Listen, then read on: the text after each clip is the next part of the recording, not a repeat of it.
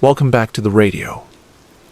Tonight's story finds you in the year 1455, in the quiet space of your scriptorium, where the scratching of quills has long been the sound of progress.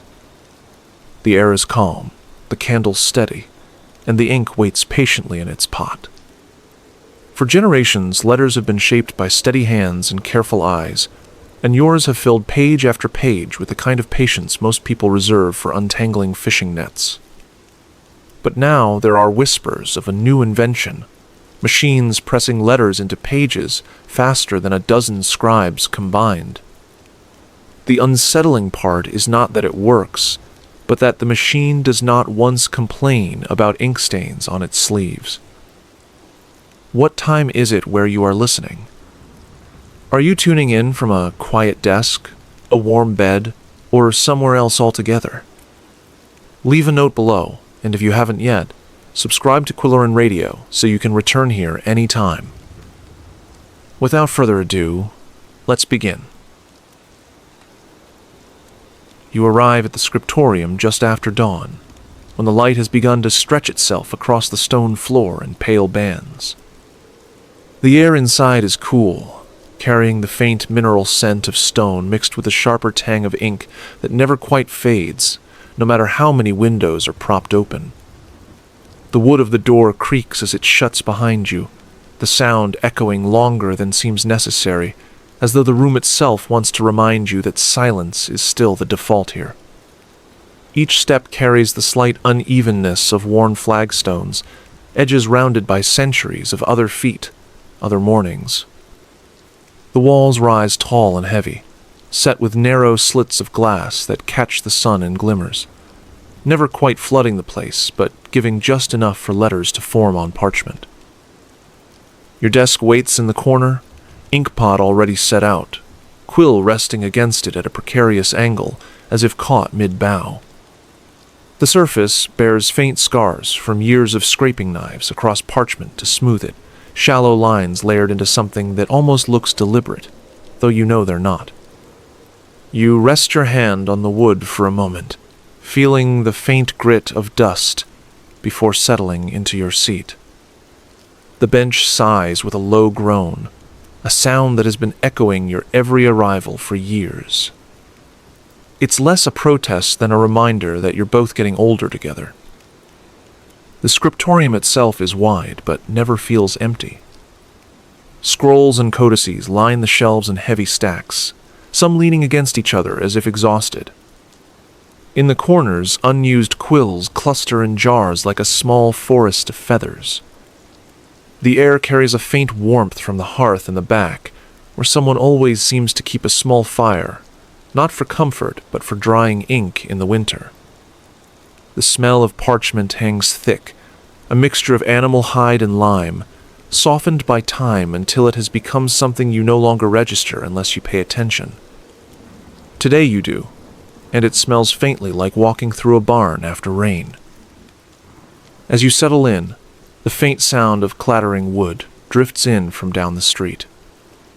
It is the press, still new enough to be considered strange, yet steady enough now that you know it isn't going away. The rhythm is different from the scribe's world. Instead of the scratch of quills and the occasional cough, there is the repetitive stamp of wood and metal, deliberate and mechanical. It does not belong to this quiet place, yet it has already become part of the morning.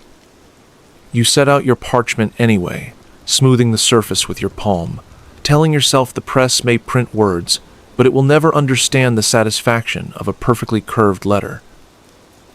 The candle on your desk sputters softly as you light it, adding its glow to the slow morning. You dip your quill into the ink, letting the tip rest for a breath before lifting it again. The first stroke of the day is always a tentative one, as though your hand needs to relearn what it has done 1,000 times before. The ink spreads evenly, dark and sharp, each letter settling onto the page like a small declaration of purpose. The scratch fills the air again, blending with the occasional creak of wood and the distant press's thud. It's a curious balance, one that feels temporary, though no one says so out loud. You pause after a few lines, stretching your fingers. Across the room, light gathers on another desk, catching on a spilled droplet of ink from the day before. The black spot gleams like a tiny mirror, reflecting the window's glow in miniature. It's oddly beautiful, though you wouldn't admit that to the master who scolded you last week for wasting ink. A single droplet, they said, could spell out 3 words if you had a steady hand. You consider writing those 3 words now, something dramatic like, "Ink is eternal," but instead you wipe the droplet away with a scrap of cloth, pretending you're more efficient than you are. A breeze sneaks in through the high window, stirring the edge of the parchment. The sound is soft but insistent, the kind of detail you'd forget if not for how it makes the candle flame quiver. The air is neither warm nor cold, but it carries the faintest suggestion of dust, as though the city itself is sighing into your workroom. Somewhere outside, a horse clops past on cobblestones, the rhythm fading quickly as it turns a corner. These are the morning sounds you've grown used to, each one slipping past without demanding notice. They belong to the rhythm of the day, like the heartbeat you don't hear until you think about it. The letters you've written so far curve neatly, though you notice the smallest wobble in one of the stems. No one else would see it, but your eye catches it immediately. You run your finger along the page, hovering just above the ink without touching it, as though you could smooth it into perfection with the air alone. The mistake is invisible to anyone else, yet it insists on existing for you. You sigh quietly, amused that the press down the street would never bother with such imperfections. If the machine made an error, it would repeat it proudly 100 times over, never once feeling guilty about the wobble of a single line. The floor creaks faintly as you shift on the bench. From another desk, the faint clink of glass echoes as someone adjusts their inkpot. The air carries the muted sound of turning parchment, the subtle rasp of fibers brushing against each other. It is a slow music, if you let yourself think of it that way. A melody built not of notes, but of repetitions, scratches, creaks, sighs. Every scriptorium has its own version of this song, slightly different, depending on the wood of the benches, the stones of the walls, and the patience of the scribes. As the morning thickens, you find yourself staring at the rows of letters forming on the page. They march steadily, black on pale, neat enough that someone else might admire them. To you, though, they are simply the day unfolding one stroke at a time. You can feel the rhythm of your breathing in the way the quill presses, your own pulse echoed faintly in the marks. The act is simple, but it carries weight, as though each letter steadies you in return. Your eyes wander briefly to the row of unused quills again. There are so many of them, feathers jutting at odd angles, the cut ends sharp and waiting. They look less like tools, and more like a collection of impatient birds, craning their necks to see what you're doing. The thought makes you smile briefly, though you quickly return to your work before anyone might notice. Quills don't actually stare at you, of course, but there are mornings when you wonder. The rhythm of the room holds steady as you dip the quill again, lines forming quietly on the page. Outside, the press clatters again, its sound carrying like a heartbeat from a distance. The two rhythms overlap for a moment, scratch and thud, thud and scratch, neither overpowering the other, both insisting on their place in the morning. You breathe in, steadying yourself, and return to the letters, letting the day shape itself slowly in ink. The scent rises first. Not parchment, not dust, not the faint wood smoke curling in from the hearth, but fresh ink, dark, sharp, alive, in a way that ink always is in its first minutes. It clings faintly to your fingertips, even though you have not spilled any, and it fills your breath more strongly than usual. The smell pulls at something far older than today, and before you have finished the line in front of you, you are already leaning backward in your seat, hand resting on the bench, eyes half closed. The present softens, the edges blur, and the scent carries you into another place entirely. It is years ago, when the ink was just as sharp and your hands were far less steady. The scriptorium was smaller then, tucked into the side of a monastery, with narrow windows that only let in enough light to make you squint at the page. Your mentor was a tall man with shoulders that always seemed to block the best patch of sunlight. He smelled faintly of beeswax polish, the kind used on wooden floors, and his voice carried the same deliberate tone no matter what he was saying. If he was telling you that your letters were promising, it sounded exactly the same as when he was telling you to keep the ink off your sleeve. You remember the first time you dipped a quill, the way your fingers trembled just enough to splatter a tiny drop across the parchment. The blotch looked enormous at the time, though now you'd laugh at how small it must have been. Your mentor leaned over, squinting, then declared that it was not a mistake but a lesson in patience. He set another sheet in front of you and told you to try again. That blotch stayed pinned to the wall for weeks, not because it was shameful, but because he said it was proof that you were learning. You wondered then if every scribe started with a wall of blotches. You half suspected he kept his own tucked away somewhere. The room was filled with candlelight most days, even in the morning. It flickered across the walls, making the shelves of parchment roll in and out of shadow. You remember the faint crackle of wicks, the occasional cough from another apprentice, and the endless scratching of quills. It was not silence, but it was close, like a silence with texture. You had grown used to that sound, the way others grew used to the rush of rivers or the chirping of birds. Sometimes, when you could not sleep at night, you found yourself listening for the scratch of quills, as though your body had begun to depend on it the way it depended on breath. One morning in that memory, the scent of ink was strong enough to make you dizzy. A new batch had arrived, thicker than usual, and you spilled half a pot trying to refill your small inkwell. The ink spread across the desk, seeping toward the edge in a slow wave. Your mentor sighed and placed a cloth in your hand, reminding you that panic never saved parchment. You dabbed at the spill with the awkward urgency of someone who believed they were saving a priceless manuscript, though in truth it was only a scrap sheet. When you had finally absorbed enough of it, the desk looked like it had grown a shadow.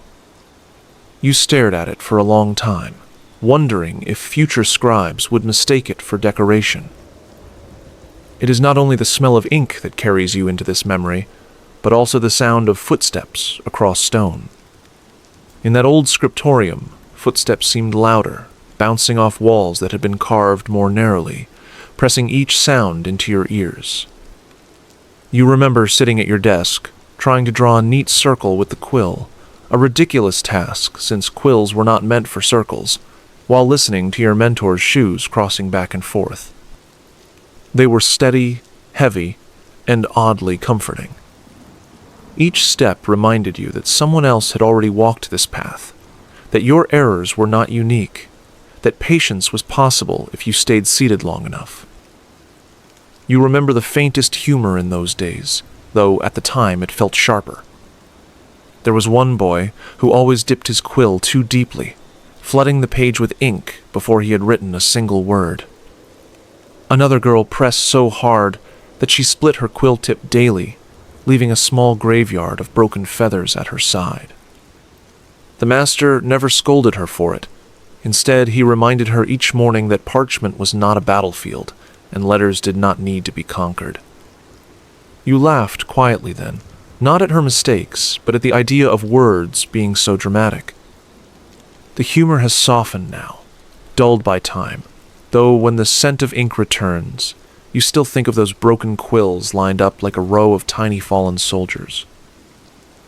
In the memory, there are afternoons too, long stretches where the sun shifted in slants across the room, and you traced its movement by the patches of light crawling slowly across your parchment. Sometimes you slowed your writing to keep pace with the sun, as though the letters would come out better if you worked in rhythm with its steady progress. You remember the quiet satisfaction when the final line of a page ended exactly as the last patch of sunlight reached the edge of your desk. No one else noticed, but for you, it felt like finishing a race you never signed up for. The memory drifts toward evenings as well, when the room grew darker and the candles swelled against the shadows. There was a moment, just before the last bell, when everyone seemed to sigh at once. Quills lifted, parchment stacked. The sound was never planned, but it always happened, like the room itself exhaled at the end of the day. You remember your hands aching, the faint sting of ink in the cuts on your skin, and the strange satisfaction that came with exhaustion. The day had been ordinary, yet it felt heavy enough to stay with you. That weight is what the scent of ink brings back now, as if you never left that small monastery room at all. The memory holds a residue, softened by time but still vivid in texture. The parchment is rough under your fingers, the ink cool and wet, the candlelight warm and unsteady. You see your mentor's shoulders, wide enough to blot out half the window, and hear the steady sound of his shoes across the stone. You hear your own younger breath, shallower than it is now, caught between determination and doubt. It is not nostalgia that fills you, but something quieter, an awareness that those mornings stacked together until they shaped who you are now. The present presses back into focus gently, not with a jolt, but with a soft tug. The ink on your desk smells sharper again, pulling you away from the memory. The sound of the press outside filters in, steady and rhythmic, anchoring you once more in this later scriptorium, this different city, this year of 1455. The memory lingers for a moment longer, like the aftertaste of a spice, and then dissolves fully, leaving only the faint ache in your fingers and the steady scratch of your quill. You draw another line across the page, letters forming quietly, the weight of that earlier time still resting lightly in your chest. The morning stretches on in a slow rhythm, each stroke of your quill adding another layer to the soft hum of the scriptorium. The scent of ink has steadied, no longer pulling you backward into memory, but keeping you anchored here in the present. You are not alone in the room, though no one ever makes much of a fuss about their presence. The other scribes work in near silence, their movements measured, their benches groaning in familiar protest. It is a quiet company, like sitting with people who know the same song but hum only their own part. Across the room, one of the younger scribes clears his throat.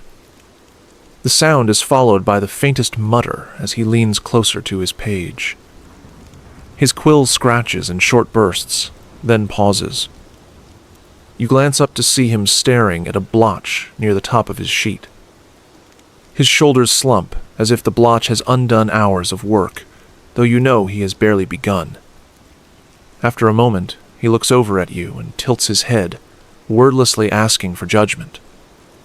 You raise an eyebrow and point to the bottom margin of your own page, where a faint smudge hides in plain sight. His face relaxes into a small smile, and he turns back to his work with a little more ease. No words exchanged, but enough said. Later, the door creaks open, letting in a slice of brighter light.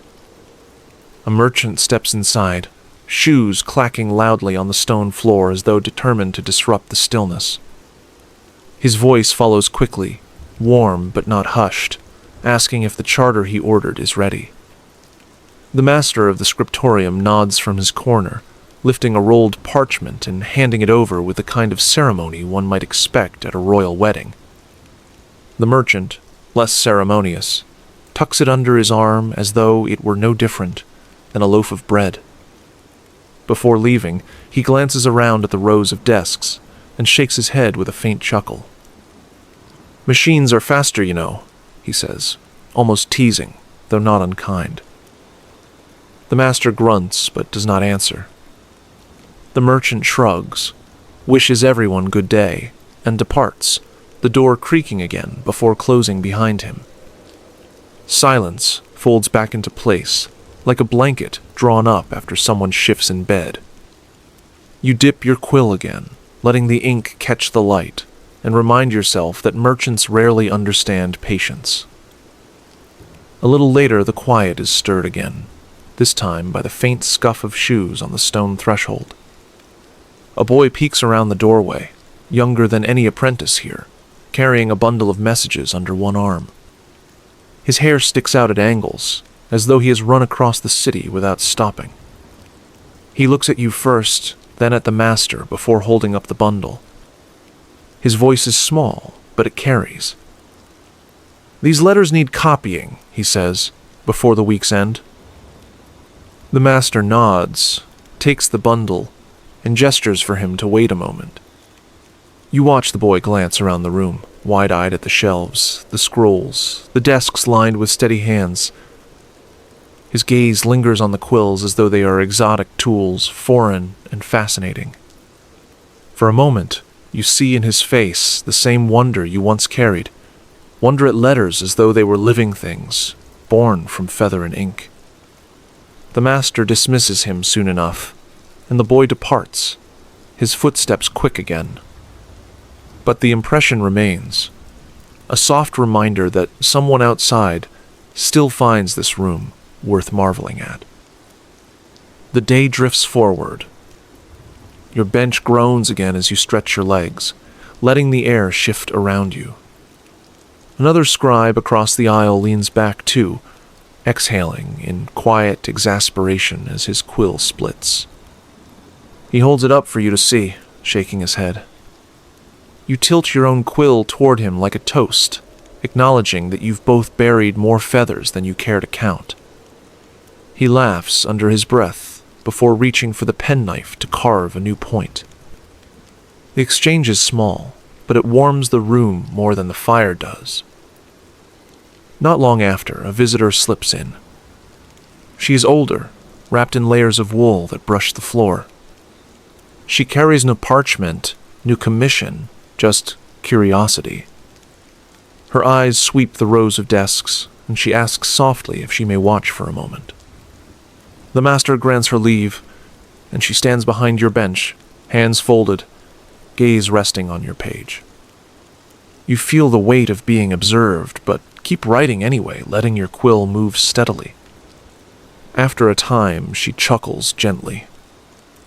"My eyesight isn't what it once was," she says. "I'd need a candle the size of a tree to see those letters clearly." You smile, not looking up from the page, and reply, "If such a candle existed, I think we'd all write faster." She laughs, a sound like fabric brushing stone, and thanks you for the indulgence before making her way out again. The door creaks shut behind her, and the scriptorium folds back into its rhythm once more. Through these moments, the day builds a soft texture. The scratch of quills, the shifting of benches, the murmurs of passing voices all combine into a calm current that carries you without asking for effort. The interactions are not dramatic, not sharp, but they tether you to this place, reminding you that even in quiet labor, you are part of a web of motions, of exchanges, of lives intersecting in small ways. By midday, light pours through the high windows more strongly, throwing pale stripes across the floor. A faint breeze stirs again, carrying the smell of bread from a nearby bakery. You look up just as another scribe across from you wrinkles his nose and mutters, "Cruel timing." You nod in agreement, amused that hunger always makes itself known exactly when the bread does. He scratches a final flourish on his page, then leans back with a sigh of satisfaction. The scriptorium holds these small moments like a vessel, tiny ripples of humor, nods of recognition, brief glances exchanged between pages. Nothing urgent, nothing dramatic, just the soft hum of work shared in company. By the time you return to your own writing, the words flow more easily, as if the warmth of those interactions has loosened your grip. The letters line up neatly, dark against pale parchment. Outside, the press clatters faintly, insistent but far enough away to be ignored. Here, in the company of quiet voices and shifting benches, you feel the room steady itself again, the morning's small interactions leaving behind their gentle trace. Your quill slows, the ink stretching thinner across the page, and your thoughts begin to wander, not into the sharp memory of a single moment, but into the softer haze of the years before this one. The work you do now feels settled, like an old bench that has molded itself to your weight. But there was a time before this room, before this desk, before this slow rhythm of parchment and ink.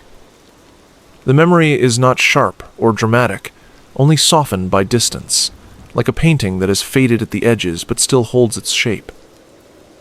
You remember a different city. The streets were narrower there, the walls closer, and the air filled with the heavy smell of clay stoves and wet stone. Your lodging had been small, tucked above a candlemaker's shop. The scent of tallow and beeswax drifted upward into your room each evening, leaving your clothes smelling faintly of smoke and honey no matter how often you shook them out. It was not unpleasant, though you did once consider writing a small prayer to the saints, asking that they preserve at least one shirt that did not smell like a festival candle. Your work then was less refined than it is now. You were not copying sacred texts or charters of importance, but small commissions, letters for merchants who could speak more than they could write, ledgers for tradesmen whose numbers outpaced their penmanship. You sat at narrow desks in borrowed corners, quills sharpened hastily with penknives that were never as sharp as they should have been. The ink was often thin, watered down to stretch further, and you learned the frustrating skill of coaxing dark lines out of liquid that wanted only to fade to gray. There was one ledger you copied so many times, you could still recite half its entries even now. The prices of wool, the counts of barrels, the names of ships arriving in port. At the time, it felt like busy work, the kind of labor no one would ever glance at twice. Yet now, in hindsight, it feels almost comforting, proof that your hand has always found its way to parchment, no matter what words were demanded of it. The rhythm was already there, even if the content was dull.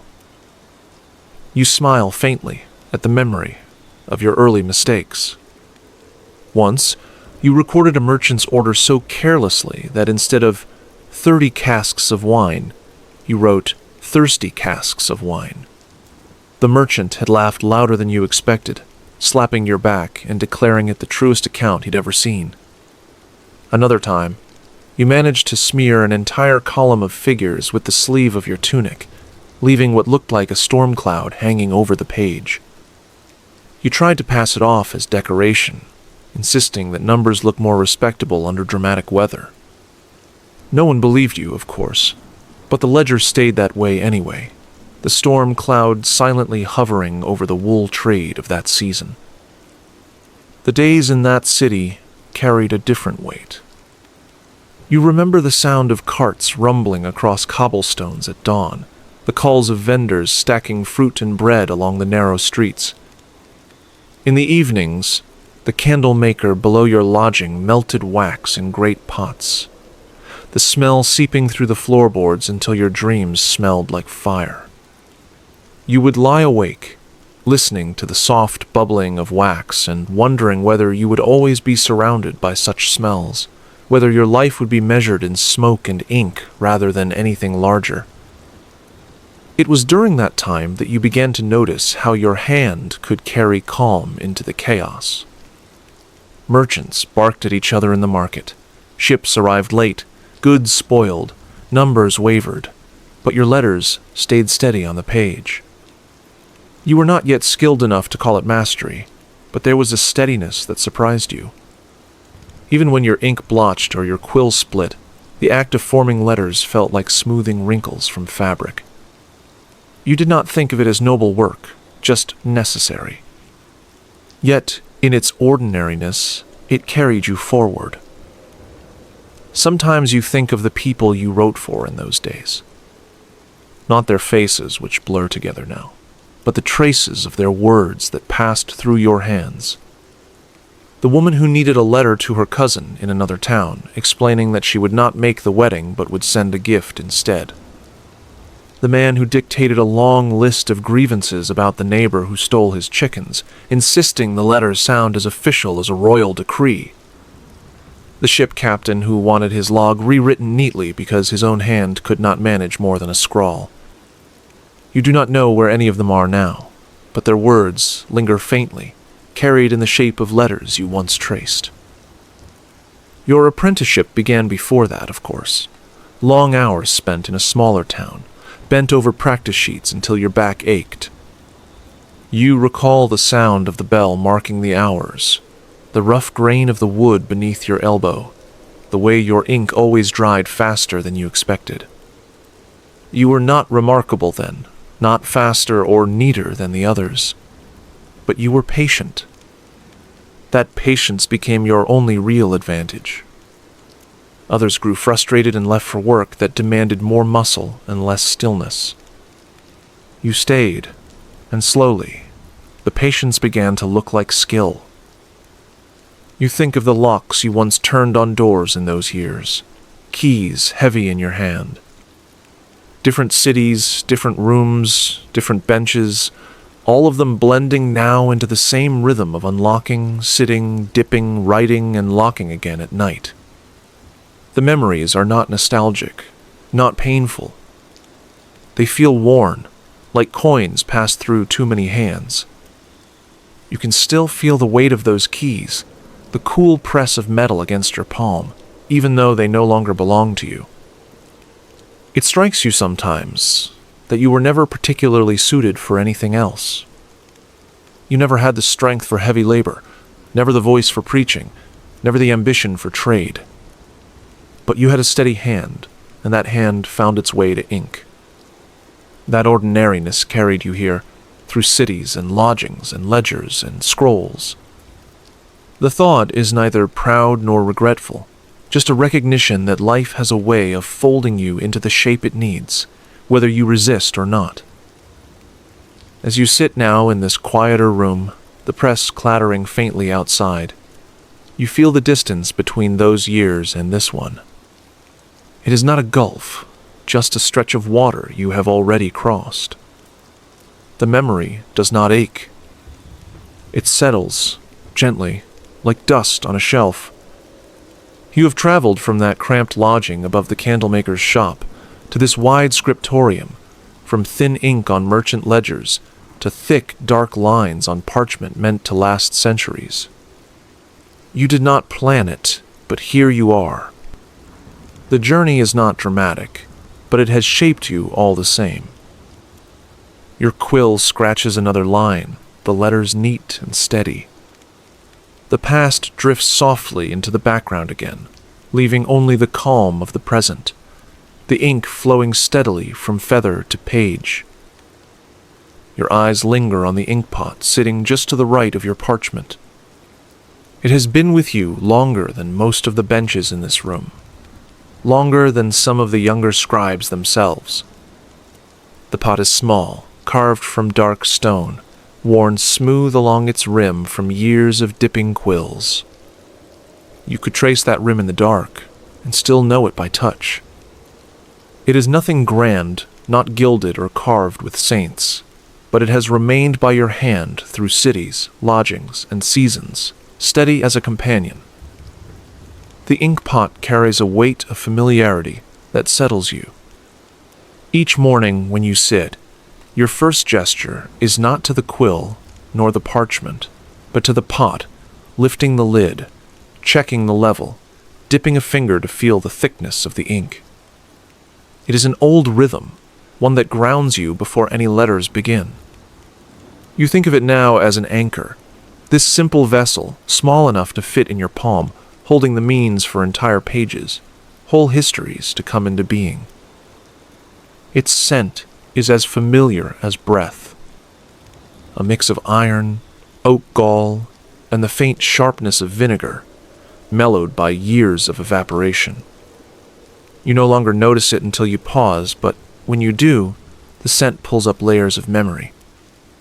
You remember the day you received it, passed down by a departing scribe who had decided his hands were too unsteady to continue. He pressed it into your palm without ceremony, saying only, "It doesn't spill as easily as the others." You laughed at the time, unsure what he meant. But after years of tipping lesser pots onto your sleeves, you began to understand the quiet generosity of that gift. The ink pot has its share of marks. A faint chip along the base where it once met the floor in a careless slip. A hairline crack creeping down one side, never wide enough to leak, but visible when the light strikes.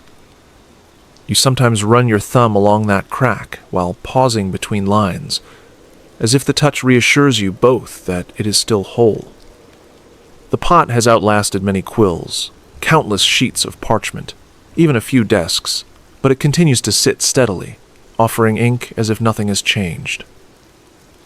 There are days when you think it holds more than ink. Not in any mystical sense, no alchemy, no hidden spell, but in the way objects gather the weight of habit. Every blotched draft, every careful stroke, every sigh over a stubborn page has passed through this pot. It has been part of your failures and your successes without distinction, sitting silent while your hand wrestled with the page. You cannot help but feel that some residue of those moments has soaked into the stone itself, even if only in your mind. The memory of mornings with this pot is sharper than any ledger you ever copied. The way the ink darkens against the pale of parchment, the sound of the quill tapping gently against the rim. Sometimes you tap twice without realizing, a habit carried over from your early days when you feared too much ink would flood the page. The pot answers with the faintest clink each time, a sound only you seem to notice. There is humor tucked into it as well. Once in your younger years, you managed to drop a feather straight into the ink. It sank with surprising speed, leaving only the barest tip above the surface. You fished it out quickly, but the feather never looked the same again, mottled and dark, like a bedraggled crow. For weeks, your fellow scribes asked if you had begun keeping ravens as assistants. You never admitted how much you liked the accident, the way it turned a common feather into something peculiar. You even kept it for a while, tucked in the corner of your desk, as if it were a badge of initiation.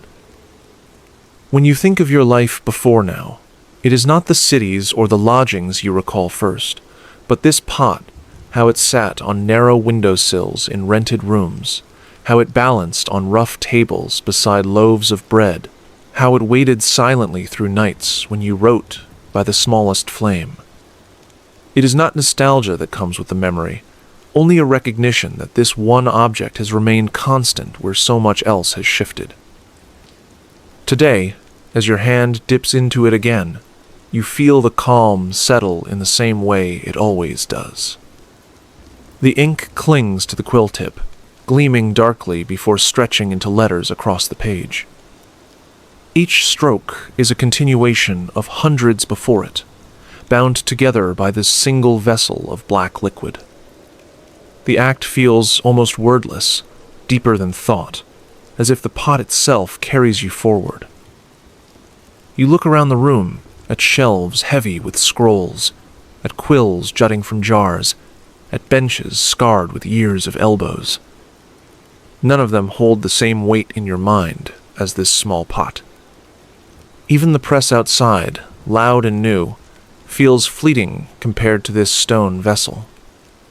You imagine, with quiet humor, a press trying to hold itself steady for centuries without complaint, without spilling. The thought makes you smile faintly as you trace another line of ink. The light shifts on the desk, catching the crack in the pot's side once more. It glimmers faintly, like a reminder that even anchors change. Even the most familiar things carry their marks. You do not mind. The marks only make it more yours. In a room where words must be copied perfectly, where uniformity is prized above all else, this small imperfection feels like a kind of secret companionship. You pause, resting your hand beside the pot. The room is quiet, except for the scratch of others working, the occasional sigh, the far-off thud of the press. Your inkpot sits, unremarkable, yet steady enough to center you. It holds not just ink, but the rhythm of your days, the tether of your craft. It is enough. If you're enjoying this story so far, take a moment to subscribe to Quilloren Radio. Each night brings a new quiet tale, told slowly to help you drift and rest. Subscribing makes sure you can return to these calm hours whenever you need them, with the story always waiting here for you. Your hand moves steadily across the parchment, but your thoughts begin to drift, not back into memories this time, but into the softer territory of wondering. The work is calm, the inkpot steady at your side, yet something in the rhythm invites your mind to wander into the small corners of what never was. They are not regrets, not sharp enough for that, just wishes that never quite found their way to parchment. You think, for instance, of the music you never learned. There had been a lute in your uncle's home when you were young, its strings loose, its wood cracked, but still capable of sound. You plucked at it once, coaxing a note that was both hollow and sweet, and thought you might ask to learn more. But then the parchment called louder, and the strings were left for someone else. Even now, you wonder what it would have been like to shape sound with your hands instead of letters. Would the notes have carried the same calm as ink? Or would they have betrayed you, ringing out your clumsiness for all to hear? The thought makes you chuckle softly, because you know your fingers have always been steadier on quills than on strings. Another wish lingers in the back of your mind: travel, though not in any grand sense. Not pilgrimages to holy lands or adventures across seas, but simply the thought of walking beyond the familiar cities, into villages where your hand would be new, where no one would know your steady letters. You once imagined yourself as a wandering scribe, offering neat lines to farmers who wanted their accounts kept, to innkeepers who needed their ledgers straightened, to families who wished for their words carried across miles. It never happened, of course. The benches grew too comfortable, the inkpot too steady a companion, and the notion of wandering dissolved into stillness. Yet the thought sometimes returns. How many small kitchens might you have sat in, copying words by the fire, listening to unfamiliar voices speak the same familiar needs? There are quieter wishes, too, tucked further inside. You once considered keeping a book of your own, not a commission, not a copied text, but a collection of lines that belonged only to you. Not a diary, though perhaps it would have looked like one, but something softer. Phrases that pleased your eye, shapes of letters you found beautiful, small thoughts that came while the ink dried. It seemed impractical, indulgent, even. The parchment was too precious, the ink too necessary, the hours too few. But the idea still lingers, as if some part of you still wonders what it would have been like to hold a volume of your own making, even if no one else ever turned its pages. Your mind wanders further into the kind of wish that makes you smile at its absurdity. You once thought you might become a baker. The idea was not serious, but there was a time, standing in the market with a loaf of warm bread in your hands, when you thought, this is the true craft. The crust golden, the scent thick in the air, the weight satisfying. You wondered if shaping dough might not be so different from shaping letters, each requiring patience, steady hands, and an acceptance that not every result will be perfect. The humor of it lies in the fact that you can barely whisk batter without tiring, let alone knead dough for hours. Yet the thought persists, harmless and strange. You, rising before dawn, covered in flour, presenting loaves instead of lines. There is also the question of teaching. You have guided apprentices in small ways, showing them how to hold a quill, how to breathe steadily before beginning a line, but you never took the role formally. Sometimes you wonder if you might have, had you leaned into it more. Would you have filled a room with younger hands, each one scratching away under your watch? Would they have remembered you as strict, or kind, or simply present? It is not a regret, only a wondering. The chance is still there, in a way, though you are not sure you want it. The quiet of your own bench suits you too well. These what-ifs carry no bitterness. They are like unopened doors you have walked past many times, curious, but not necessary. You linger at them now and then, asking yourself whether the key might have been in your pocket all along. Perhaps it still is. The loot could still be plucked, if only you found one. A notebook of your own could still be started, though the first page would feel heavy with expectation. Even the wandering scribe could still step out into the roads, if you were willing to leave the comfort of your bench. The possibilities are faint, distant, softened by time, but not entirely gone. You let the thoughts pass as gently as they arrived. They do not press, they do not demand. They only linger, like shadows at the edge of the page. You return to your writing, letters steady, yet the wishes hover in the back of your mind, not as burdens, but as companions. They remind you that even in stillness, there are paths unseen, possibilities left unexplored. And perhaps that is part of what makes the present so calm, the knowledge that other lives could have been lived, and yet this one, with its ink and parchment, is the one you chose simply by staying. The quill scratches another line.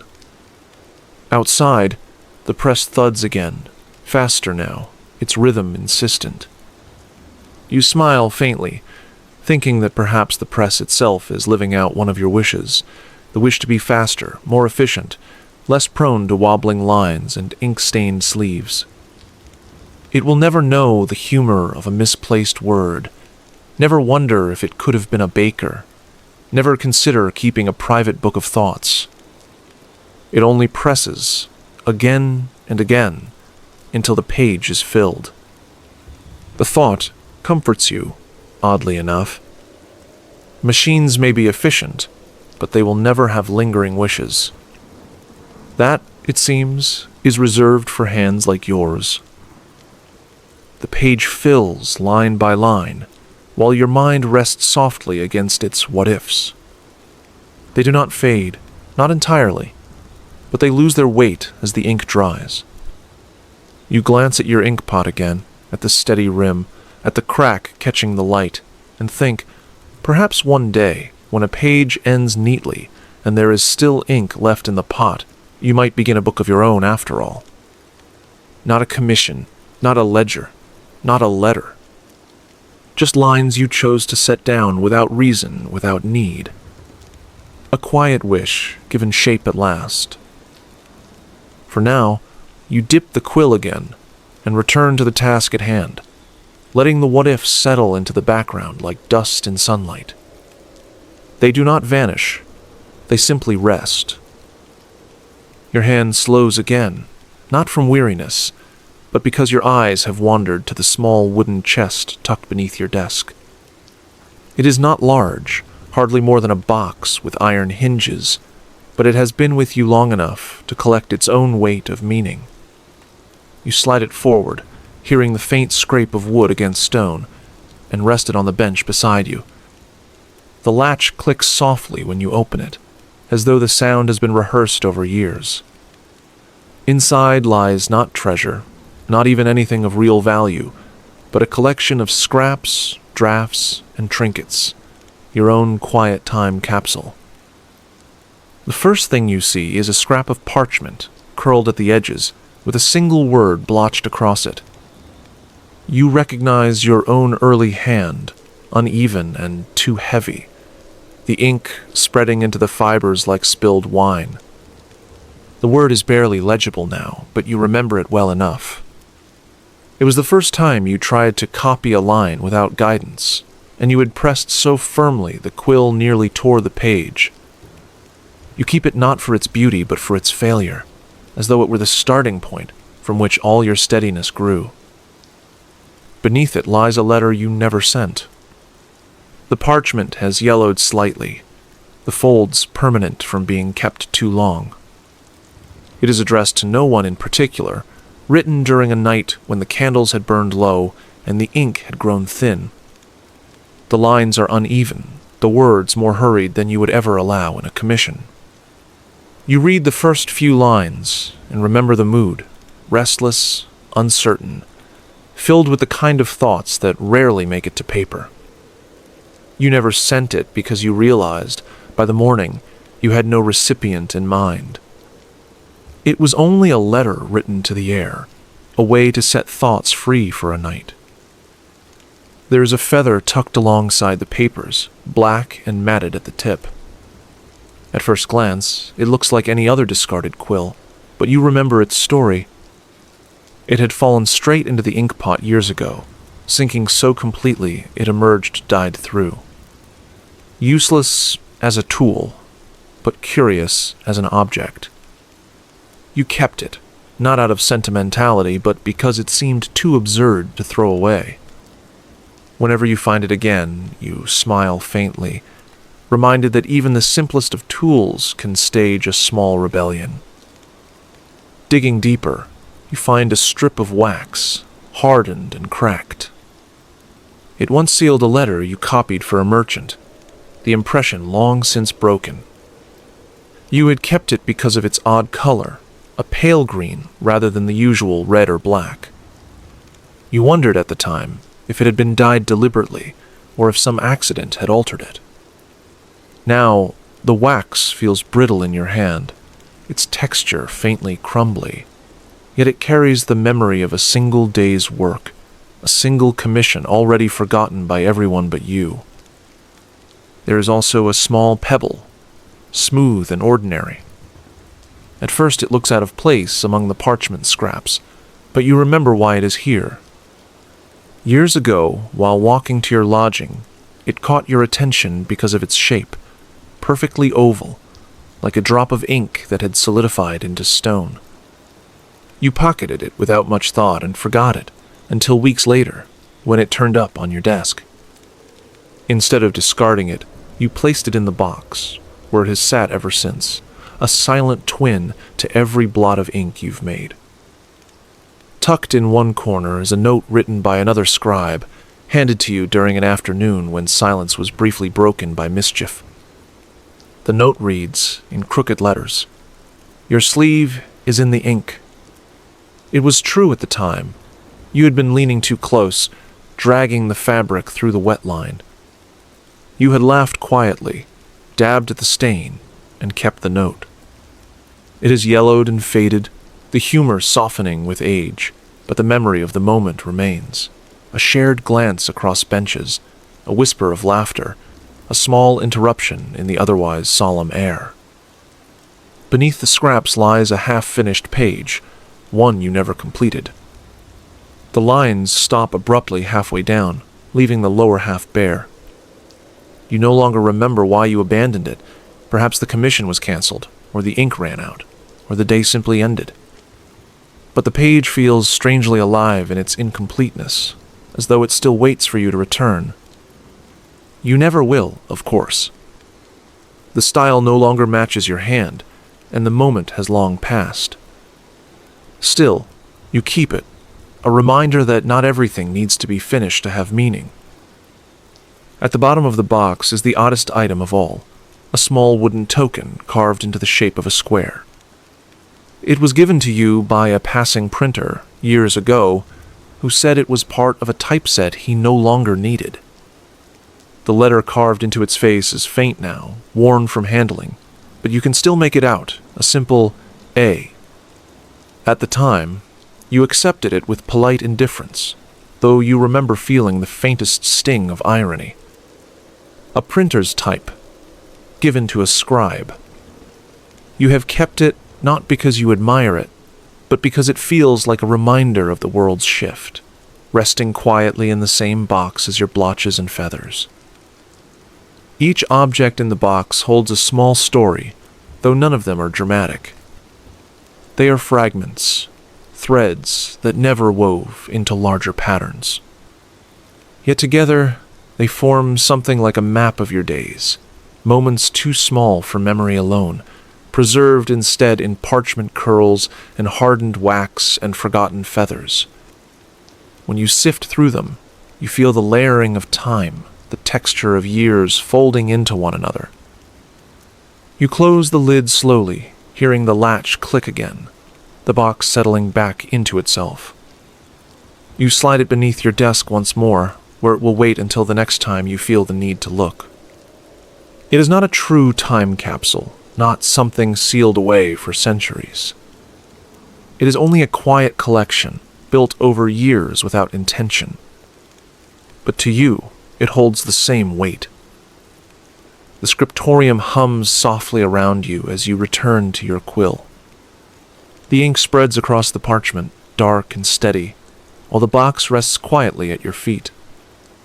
Its contents are out of sight again, but not gone, simply folded back into the rhythm of your work, waiting for the next pause, the next drift, the next quiet moment when you choose to open it again. The candle sputters slightly, and you steady it with a hand near the base, though you know that does nothing but reassure you. The flame recovers, glowing taller, and in its light the shadows stretch across the walls of the scriptorium. Your eyes linger on them, and for a moment you wonder what this place will look like in years far beyond your own. It is not difficult to imagine.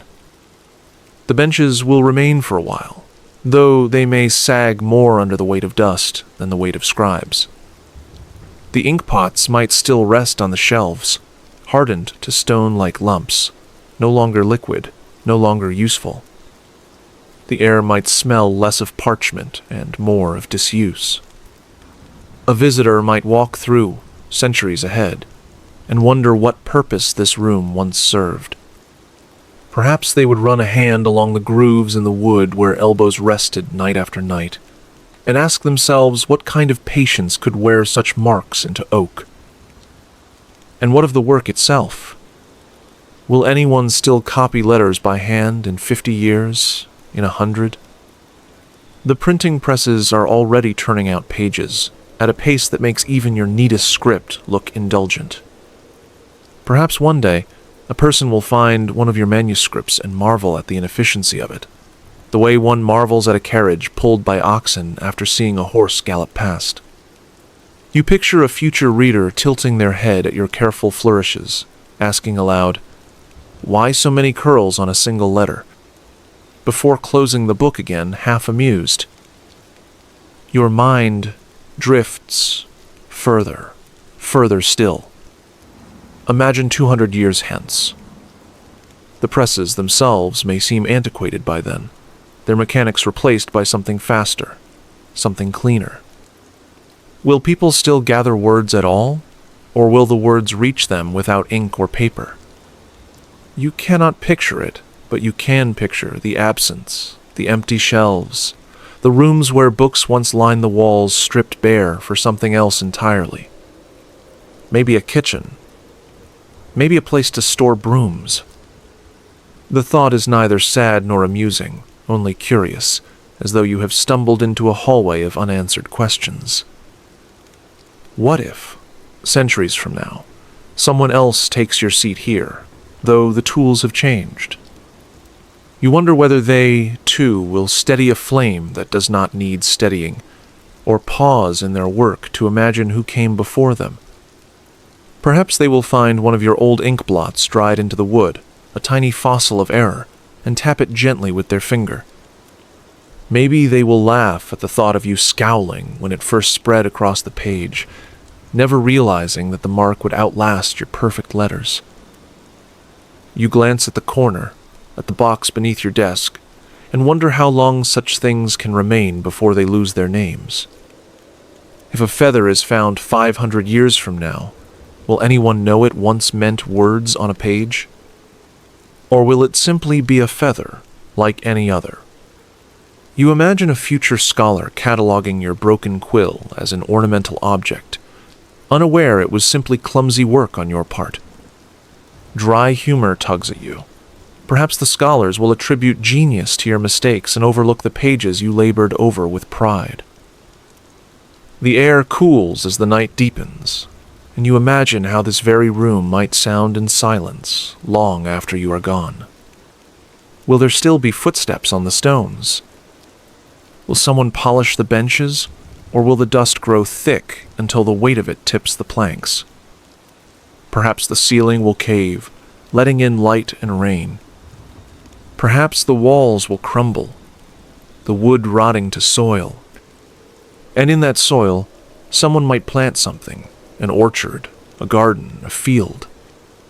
The scriptorium becoming a grove of apple trees feels oddly fitting. You can see yourself in that far reflection, the thought of readers replaced by bees drifting from flower to flower. You lean back and stretch your hand, letting the quill rest. The future stretches the way the ink stretches across parchment, flowing until the edges blur. Will people still need patience then, or will the machines have claimed even that? You cannot help but think of the presses again. Right now, they are new, suspicious, almost comical in their clattering. But in centuries, will anyone remember how odd they seemed? Or will they be spoken of with the same softness that you now reserve for the quiet quill? You glance at the ceiling, at the beams above your head. How many eyes will ever look at them again? You imagine someone 300 years from now, perhaps a printer, perhaps a reader, perhaps someone sweeping out a space no longer called a scriptorium, looking up in exactly this way. Maybe they too will wonder about you. Maybe they will think of your work without knowing your name, tracing their own far reflection back through time. The thought settles into you like the weight of the quill in your hand, soft, steady, unhurried. You do not fear the future, nor cling to the present. You only let the questions drift, stretching into the distance, carried forward as easily as ink across the page. The quill rests between your fingers, and the candle burns low, but your mind begins to wander toward harmless thoughts, drifting without aim. It happens quietly, almost without notice, as though the ink itself has loosened something inside you. You glance at the letters on the page and, for no reason at all, picture them lifting from the parchment, stretching like tired arms after a long day. They straighten, wiggle, then settle back down again, perfectly aligned, pretending nothing happened. The idea is absurd, but it lingers, soft as the flicker of flame. You blink and picture the quill working on its own, moving across the parchment without your hand to guide it. Not hurried, not mechanical like the printing press, but slow and deliberate, the way you write when you are most patient. The feather would bob with each stroke, pausing now and then as though to think. It would be polite enough to wait for you if you left the room, continuing only when you returned. You almost chuckle at the thought of coming back to find a perfectly finished page waiting, the quill upright, as though proud of its own neatness. Your gaze shifts to the inkpot. What if it never ran out?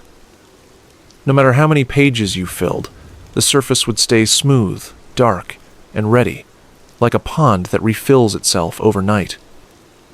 You imagine dipping the quill into it 1,000 times, 10,000, and never seeing the level drop.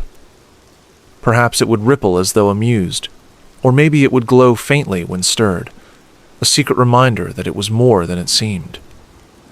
The thought feels oddly comforting, as though endless ink might mean endless words, endless evenings, endless stillness. The shelves along the wall carry their own possibilities. You glance at the spines of the volumes lined there and picture them whispering softly to one another when no one is around. Not in dramatic conversations, just small mutterings about weather or ink quality, or which shelf is too crowded.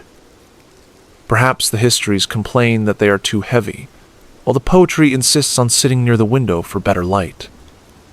You smile faintly at the notion of books negotiating their positions like neighbors swapping garden plots. Your mind drifts further. What if the candlelight could shape itself into small images as you wrote?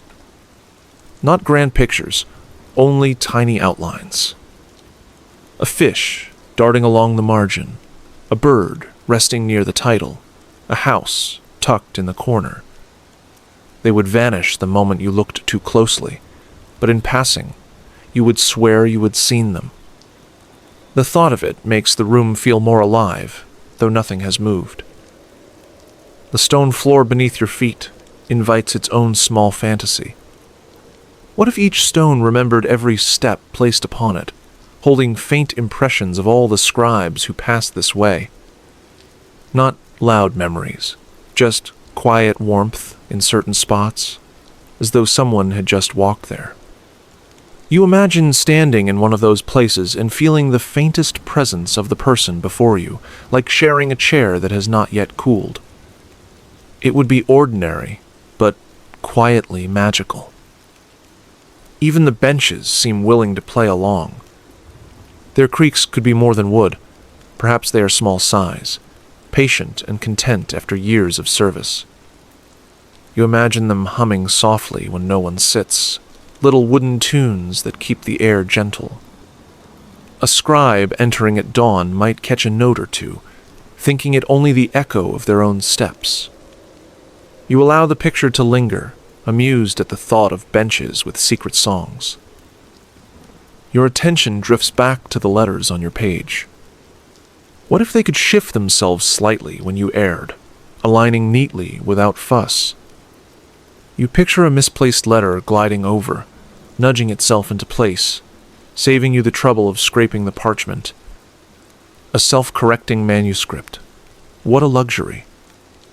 Though perhaps, you think, it would be too proud of itself, the letters smugly reminding you that they no longer needed your steady hand. The thought extends outward.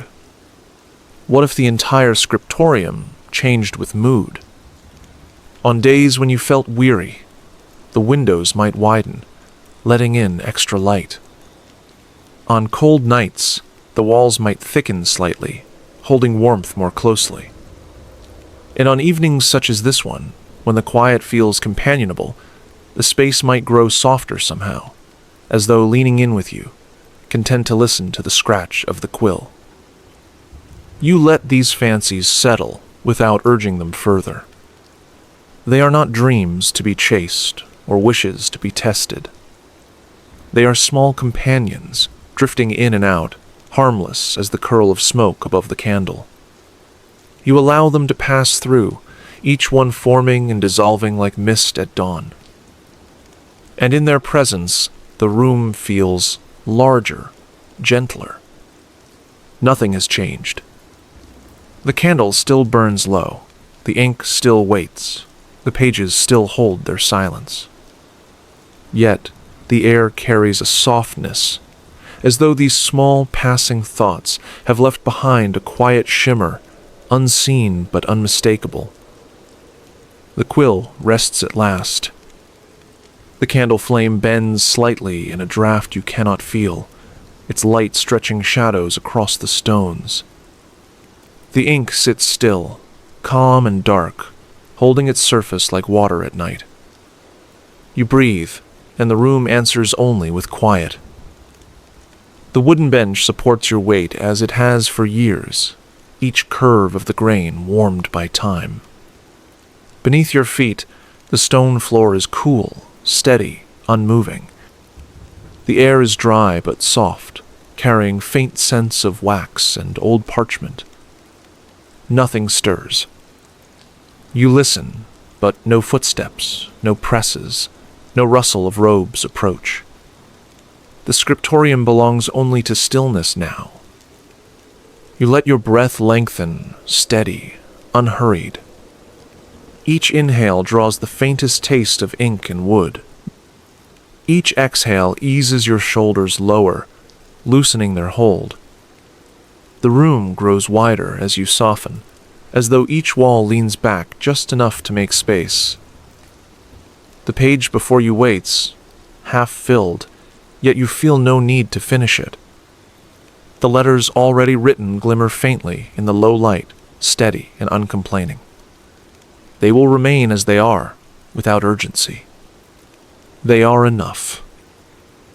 You notice the faint hum in the silence, not from a machine or a bell, but from the quiet itself. It is the sound of air at rest, of dust suspended, of wax cooling by slow degrees. It steadies you, surrounding each breath with its weight. Your hands are still, but they carry the warmth of all the work they have done. The skin along your fingers remembers each letter shaped, each stroke guided.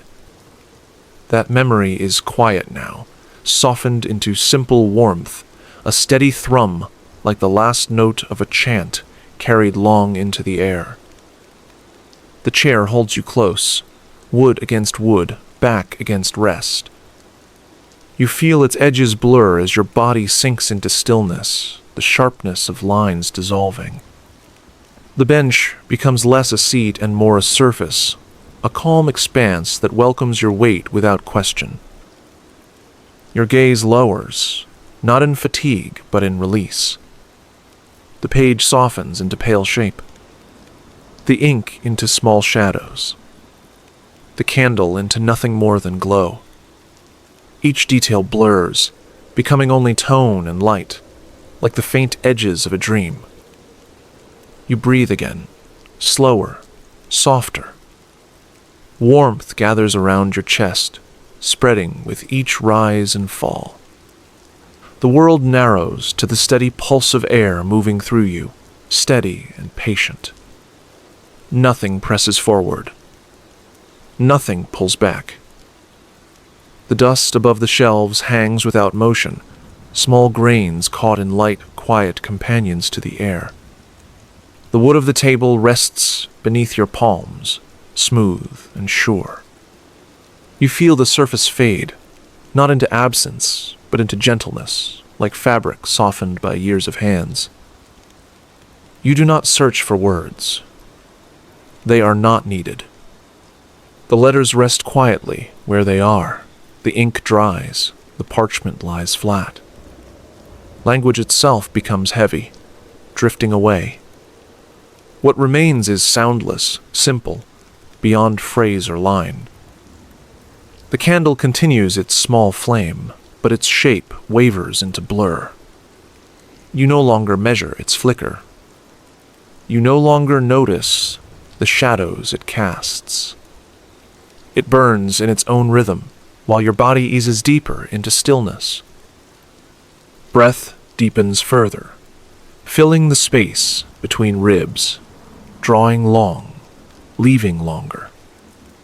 Each cycle pulls you down, slower, softer, weightless yet heavy, as though resting in water that holds you perfectly in place.